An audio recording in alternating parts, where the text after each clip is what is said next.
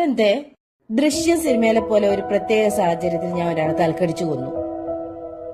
എന്റെ അച്ഛൻ മരിച്ചു പോയല്ലോ. അപ്പൊ നിങ്ങൾ ആ കുറ്റം ഏറ്റെടുത്ത് ജയിലിൽ പോവോ? ഞാൻ പോവും. നിനക്ക് വേണ്ടി. ജോർജ് കുട്ടിയെ പോലെ 5 കൊല്ലമല്ല 10 കൊല്ലം പോയി കിടക്കും.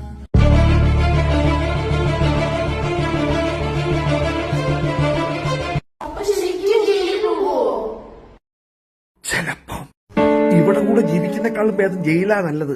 അതിപ്പോ നിങ്ങൾക്ക് പറഞ്ഞാൽ മനസ്സിലാവത്തില്ല. കല്യാണം ഒന്ന് കഴിഞ്ഞോട്ടെ. അവിടെയാവുമ്പോ 500 രൂപ കൂലി, ചിക്കനും മട്ടനും. അവൻ കളി തുടങ്ങി. റിജി, ഇത് കണ്ടു നിനക്ക് എന്തു മനസ്സിലാവുന്നു? ഒരു കറുത്തുകുത്ത് കണ്ടോ? ഇത്രയും നല്ല വെള്ളപ്രതലത്തിൽ നീ ആ കണ്ടത് ആ കറുത്ത കുത്താണ്. നീ യാഥാസ്ഥിതികമായ മനസ്സുകൊണ്ട് നോക്കുമ്പോഴാണ് റിജി അത് കാണുന്നേ.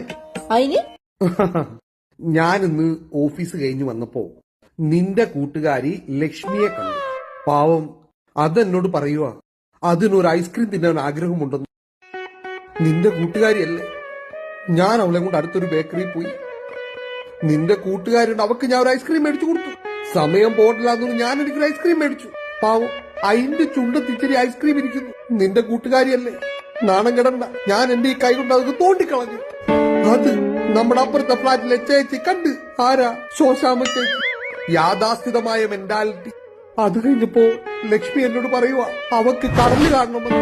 പാവം കടല് കാണാത്ത കുടുംബത്തിലുള്ളതാ കൊച്ചെന്ന് ഞാൻ അപ്പോഴാ മനസ്സിലാക്കി. ഞാൻ അവളുമായിട്ട് കടല് കാണാൻ പോയി. അപ്പോൾ അവള് പറയാ കടൽത്തിര പേടിയാ, കൂടെ കൈ പിടിച്ച് നടക്കുമെന്ന്. നിന്റെ കൂട്ടുകാരിയല്ലേ?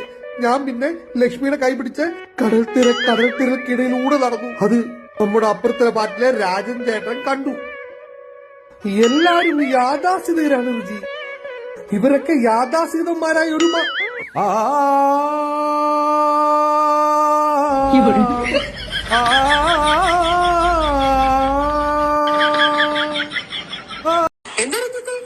ആ ചേച്ചി സുഖമായിരിക്കുന്നു. ദൈവത്തിനാണ്. ഇല്ല ചേച്ചി, ഇങ്ങനെ നുണ പറയുന്ന ഞങ്ങൾ തമ്മിൽ എപ്പോഴും വഴക്ക, ഒരു സന്തോഷവും ഇല്ല. ഇടയ്ക്ക് ഞങ്ങൾ ഓർക്കും ഡൈവോഴ്സ് ചെയ്താലോ? എന്നാ ശരി ചേച്ചി, കാണാവേ. ഒരിക്കലും നമ്മുടെ ജീവിതം നല്ലതാണെന്ന് മറ്റുള്ളവരോട് പറയരുത്.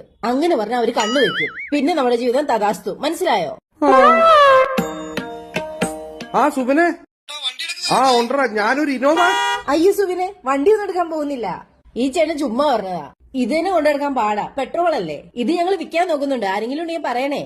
കാർ ഒന്നും ഇനി വേണ്ട. ഒരു ബൈക്ക് ഉണ്ട് വീട്ടില്, അത് തന്നെ ധാരാളം. കുടുംബത്തിൽ എന്തെങ്കിലും നല്ല കാര്യം നടക്കാൻ പോകുന്നോ, പുതുതായിട്ട് എന്തെങ്കിലും വാങ്ങിക്കാൻ പോകുന്ന കാര്യമോ വേറെ ആരുടെ പറയാൻ നിൽക്കരുത്. പിന്നെ അത് നടക്കത്തില്ല. അവർക്ക് കണ്ണു വെക്കും. ഈ കണ്ണദോഷം എന്നാന്ന് വല്ലതും അറിയാവോ? ഹലോ അമ്മേ. ഒരിക്കലും നമ്മുടെ ജീവിതം നല്ലതാണെന്ന് മറ്റുള്ളവരോട് പറയരുത്. അങ്ങനെ പറഞ്ഞാൽ അവര് കണ്ണുവെക്കും. പിന്നെ നമ്മുടെ ജീവിതം തഥാസ്തു.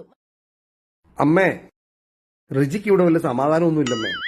ആകെ പ്രശ്നത്തിലാ. അവൾ ഏതോ ഒരു മാനസികമായ ഉന്മൂലനത്തിന്റെ വിഭ്രാന്തി പോലെ കിടന്ന നിന്റെ അമ്മ. ഹലോ അമ്മേ, അങ്ങനെയൊന്നുമില്ല അമ്മേ.